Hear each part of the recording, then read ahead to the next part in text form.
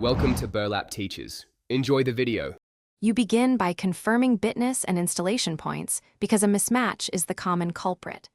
Open a terminal and run Java version, then compare that to your Eclipse executable properties. Once done, open the Eclipse folder and find Eclipse.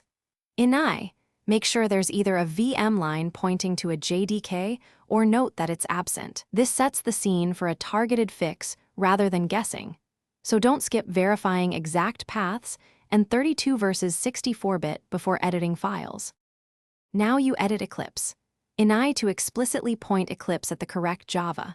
Open the file in a text editor and insert a VM entry on its own line, then on the next line paste the absolute path to Java, exe or Java. Make sure this block appears before any vmargs entries, otherwise Eclipse will ignore it. Once saved, restart Eclipse. If you still see the launcher error, double-check for typos. Ensure you used a JDK, not just a JRE, and confirm permissions allow execution. Finish by setting system variables so tools locate the JDK consistently. On Windows, set Java Home to the JDK folder and put %Java Home %bin early in path. On Mac OS/Linux, export Java Home and update path accordingly.